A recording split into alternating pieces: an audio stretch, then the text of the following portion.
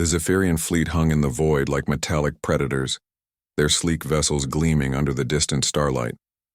Admiral Stor watched the tactical display with satisfaction as his forces closed in on the human colony of New Terra. 3 years of war, and finally, the stubborn humans would be crushed.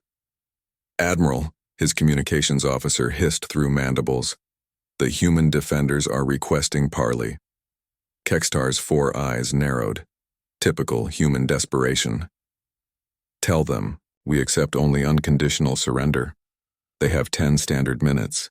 The human colonial fleet, a pitiful collection of converted cargo haulers and outdated frigates, maintained their defensive formation around the planet.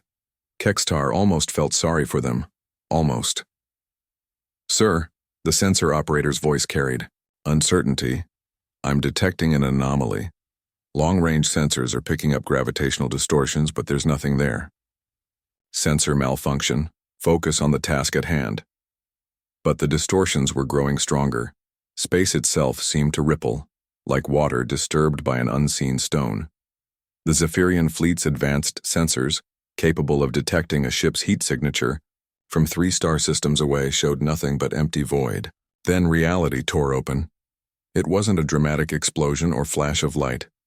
One moment there was empty space, the next, something massive occupied it, as if the universe had simply forgotten it was supposed to be there. The human warship materialized, not with fanfare but with the quiet authority of inevitability. Stor stared at the tactical display in stunned silence. The ship was enormous, easily 3 times the size of his flagship. Its hull was matte black, seeming to absorb light rather than reflect it. No decorative elements, no intimidating spikes or artistic curves. It was purely functional, like a tool designed for a single, terrible purpose. "Impossible," he whispered. "How did they hide something that massive?" His science officer, a nervous Zaphirian named Teluk, worked frantically at his console.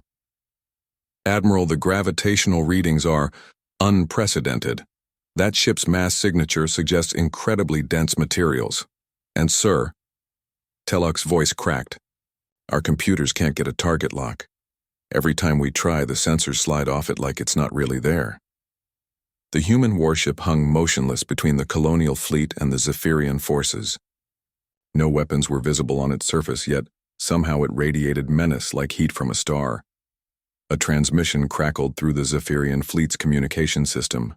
The voice was human, calm, conversational, almost friendly. "This is Captain Saracen of the UHSV Lazarus. Admiral Stor, you have 60 seconds to begin withdrawal from this system." Stor snarled, his confidence returning. One ship, no matter how large, couldn't stand against his entire fleet of 300 vessels. "Human captain," he broadcast. "Back. You face the 3rd Zaphirian battle fleet. One ship cannot—" 55 seconds. The casual interruption sent a chill through Stor's bridge crew. He gestured sharply to his weapons officer. "All ships target that monstrosity. Fire at will." 300 ships unleashed their fury simultaneously. Plasma bolts, kinetic rounds, and quantum torpedoes streaked across space, enough firepower to crack a moon. The barrage converged on the human vessel in a spectacular display of destruction. When the light faded, the Lazarus hung unchanged, unmarked, untouched. "Fascinating," Captain Chen's voice returned. "Your quantum torpedoes use a helical detonation pattern. Very elegant, but you're thinking in 3 dimensions. We learned to think in 4 about 30 years ago." "Impossible," Stor roared. "Nothing can withstand that concentrated." The Lazarus moved. It didn't accelerate gradually like normal ships. One instant it was motionless, the next it was simply elsewhere, having crossed 50,000 kilometers in the blink of an eye. As it moved, space around it seemed to bend and twist. 20 seconds, Admiral." Panic spread through the Zaphirian fleet like wildfire. Ships began emergency maneuvers, their formation dissolving into chaos. Stor watched his disciplined force crumble at the sight of a single vessel that defied every law of physics he understood. "How?" he demanded, broadcasting on all frequencies. "How is this possible?" A pause. Then Captain Chen's voice returned, and for the first time, there was something other than professional courtesy in it. Something ancient and patient, and absolutely certain. "You've been fighting humans for 3 years, Admiral. You've seen our colony ships, our merchants, our hastily converted civilian fleet. You thought that was all we were." Another pause. "You were mistaken." The Lazarus rotated slowly, presenting its broadside to the Zaphirian fleet. Along its hull, sections that had appeared to be armor plating began to iris open, revealing glimpses of something within. Not weapons, but geometries that hurt to look at directly. "We've been fighting this war with one hand tied behind our back," Chen continued.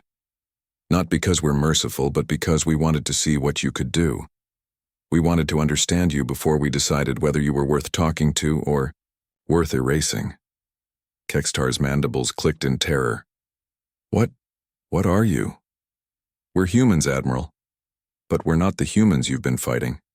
We're the ones who stayed behind when the colonies were founded. We're the ones who kept working, kept pushing, kept asking what if, even when everyone else said we'd gone far enough." The sections along the Lazarus's hull opened wider. Reality seemed to flinch away from whatever was inside.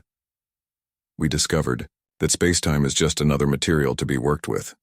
We learned to hide in dimensions your mathematics can't even describe.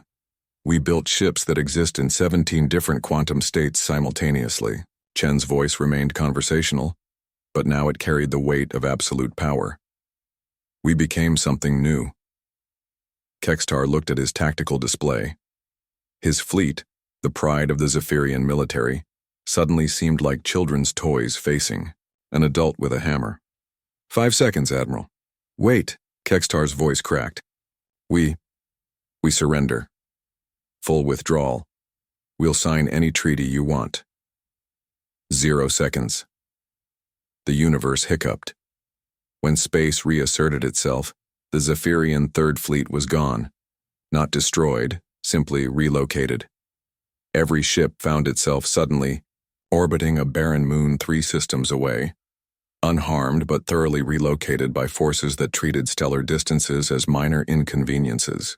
Captain Chen's final transmission reached them across the void. "The war is over, Admiral. Not because we won a battle, but because we chose to let you survive to tell others. Humanity is no longer what it was. Spread the word. We'll be watching." The Lazarus vanished as quietly as it had appeared, leaving only the human colonial fleet and a universe where the balance of power had shifted forever. The Zaphirian-human war officially ended 3 days later, when every major alien government simultaneously received the same message. "We prefer peace. Don't make us demonstrate the alternative." None of them ever did.